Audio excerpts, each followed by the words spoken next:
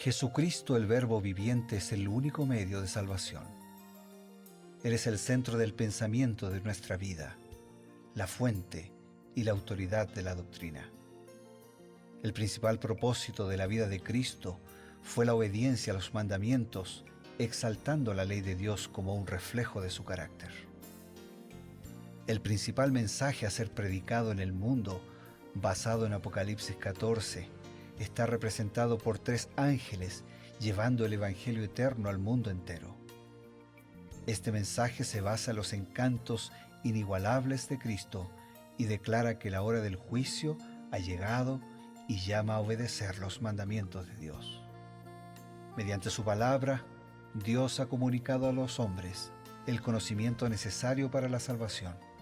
Las Santas Escrituras deben ser aceptadas como dotadas de autoridad absoluta y como revelación infalible de su voluntad. Y aunque el canon de las Escrituras inspiradas está cerrado, el Espíritu Santo continúa iluminando, amonestando y confortando al pueblo de Dios a través del testimonio de Jesús, el Espíritu de profecía. El camino a la vida se traza a través de un camino angosto que debe ser recorrido con confianza en las promesas que Dios dejó a hombres y mujeres fieles que dedicaron sus vidas hasta la muerte por el Evangelio eterno. Los fundadores de la Iglesia soñaron con el día en que la revelación sería una realidad en sus vidas. Miraron con los ojos de la fe a aquel día glorioso cuando finalmente la promesa sería cumplida en la venida magistral de Jesucristo a esta tierra para recompensar a cada uno según sea su obra.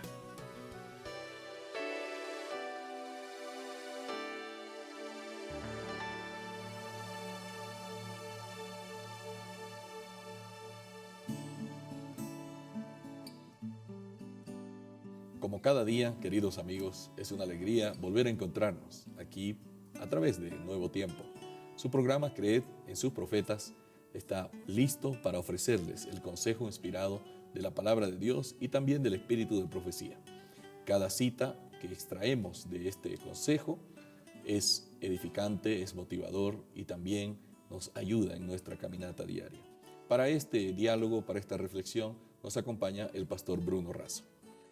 ¿Qué tal, Ever? Un gusto siempre estar juntos y el gusto es mayor porque nos encontramos para meditar, para reflexionar, para compartir la lectura de pensamientos y escritos de Elena de White sobre cada capítulo de la Biblia. Hoy iniciamos el primer libro de Reyes, capítulo 1, y vamos a buscar esas lecciones que podamos aplicar a nuestra vida de hoy. Sin duda. Y la verdad es que hay muchas lecciones interesantes que podríamos extraer de este capítulo.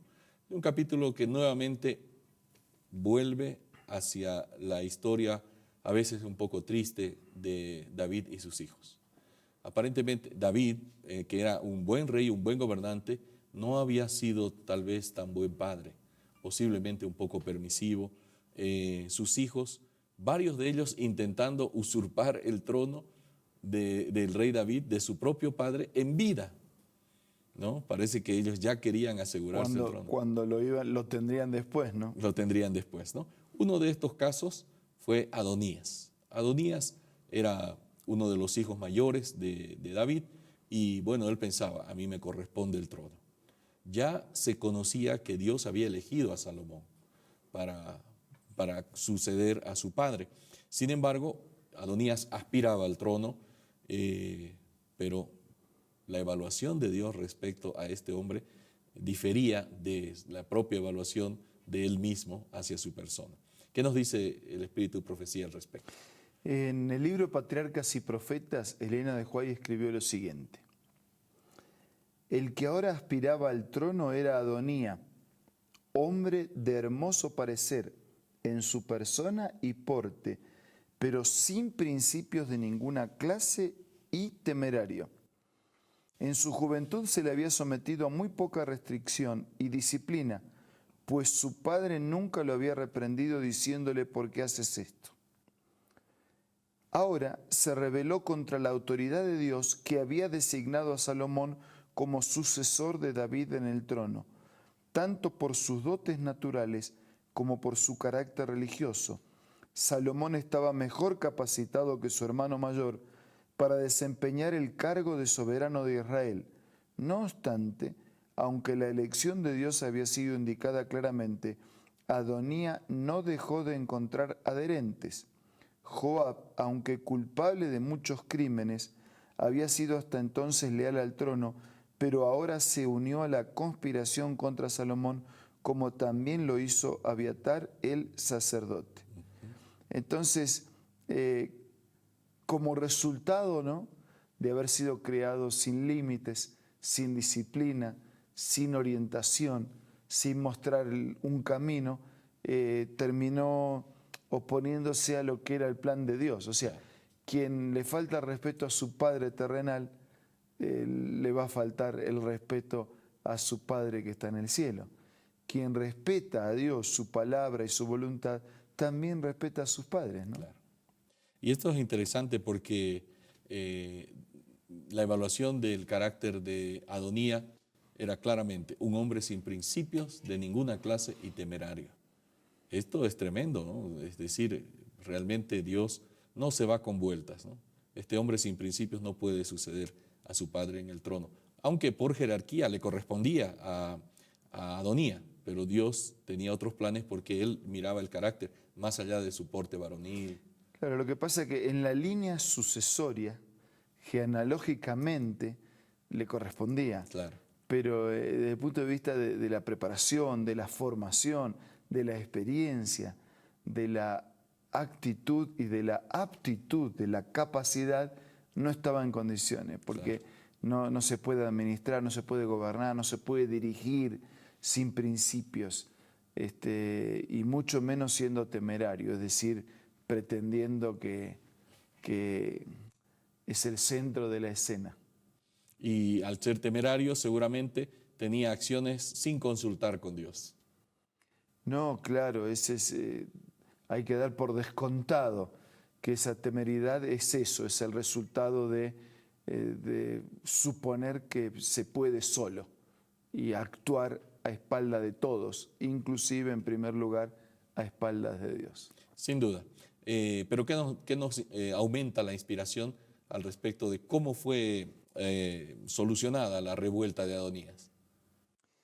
La declaración de Patriarcas y Profetas dice así: la rebelión estaba madura. Los conspiradores se habían reunido en una gran fiesta en las cercanías de la ciudad para proclamar rey a Adonías, cuando sus planes fueron frustrados por la rápida acción de unas pocas personas fieles, entre las cuales las principales eran Sadoc, el sacerdote, Natán, el profeta, y Betsabé, la madre de Salomón.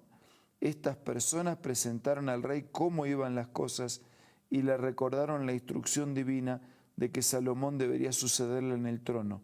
David abdicó inmediatamente en favor de Salomón, quien fue enseguida ungido y proclamado rey.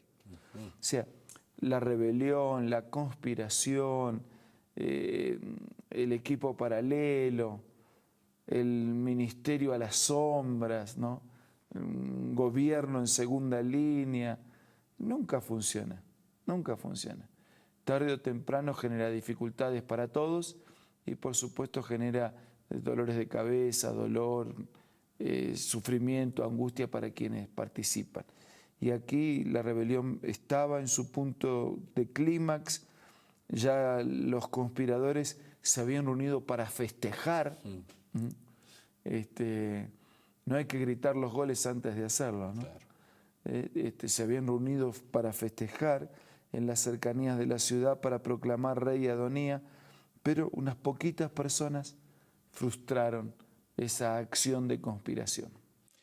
Me llama la atención que Elena White presenta frases así tan paradigmáticas. Dice que estos planes equivocados, porque no eran planes originados en la mente de Dios, fueron frustrados y Dios usa, dice, a estas personas fieles, unas pocas personas, realizando una rápida acción estratégica. Detectan el mal, avisan al rey y proveen una salida.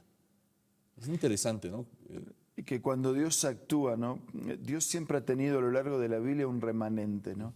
Siempre hay un grupo que muchas veces es pequeño, que se mantiene de su parte, de su lado. Y la lealtad, la fidelidad, lo correcto, siempre termina triunfando. Puede demorar un poco más. Puede el mal ganar alguna lucha, alguna batalla, pero la guerra definitiva será ganada por el bien. Y puede ser que algunos de nuestros amigos sientan, ¿no?, que la vida les ha golpeado duro, que en algunas cosas la vida y algunos de esa vida conspiran contra su salud, contra su familia, contra su bienestar. Pero yo les digo, si usted aún sintiéndose poco, ¿no?, puede confiar en Dios, puede recurrir a Él, puede depender de Él, puede permitir que su soberanía actúe plenamente en su vida, entonces esté tranquilo y esté seguro que tarde o temprano conspiración, rebelión o pecado tendrá su punto final y quien depende del Señor termina siendo victorioso. Así es, pastor. Nosotros vemos cómo la Biblia va mostrando, va presentando, como bien lo dijo, gente que bajo la conducción divina ofrece consejo oportuno al gobernante, al líder, y bajo ese consejo inspirado por Dios, el líder puede proceder con sabiduría y solucionar un problema que se veía ya en las puertas, ¿no? Sí, lo importante es tener un corazón sensible para dejarse usar por Dios, y lo importante es aceptar la indicación de Dios para la vida. Qué bueno, amigos, tener un corazón sensible para aceptar los consejos de Dios. Tenemos un consejo importante y enseguida volvemos. Hola, hoy vamos a leer una cita acerca de la verdadera educación. La verdadera educación significa más que la prosecución de un determinado curso de estudio. Significa más que una preparación para la vida actual. Abarca todo el ser y todo el periodo de la existencia accesible al hombre. Es el desarrollo armonioso de las facultades físicas, mentales y espirituales. Prepara al estudiante para el gozo de servir en este mundo y para un gozo superior proporcionado por un servicio más amplio en el mundo venidero. Esta cita puedes encontrarla en el libro La Educación, escrito por Elena G. de White. Te invito a que pueda ser parte de tu biblioteca personal. Adquiérelo visitando ahora mismo la página www.aces.com.ar o también visita una iglesia adventista del séptimo día más próximo del lugar donde tú te encuentres. También puedes descargar la aplicación Elena G. de White del App Store o del Play Store.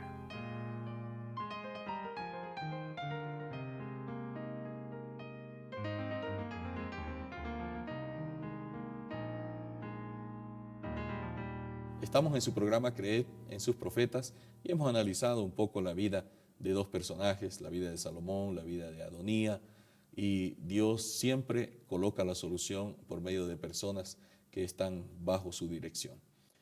Vamos a recibir una invitación y también la invocación al cielo. Yo diría que más que en rebelión con Dios, en rebelión con los demás, nosotros debemos estar en comunión con Dios, y esa comunión con Dios se va a reflejar en comunión con los demás. Que este sea un día no de rebelión, sino un día de comunión. Ahora vamos a orar. Señor, queremos mantener una comunión permanente contigo. Amén. Por favor, toma nuestra vida y abrázanos a través de tu palabra, y que nosotros también podamos responderte con docilidad, buscando tu consejo, escuchando tu consejo y siguiendo tu consejo. Bendice a todos, lo pedimos, lo agradecemos en el nombre de Jesús. Amén. Amén. Queremos agradecerles por su compañía y reiterarles nuestros deseos de reencontrarnos una vez más por medio de Nuevo Tiempo aquí en su programa Creed en sus profetas. Hasta mañana.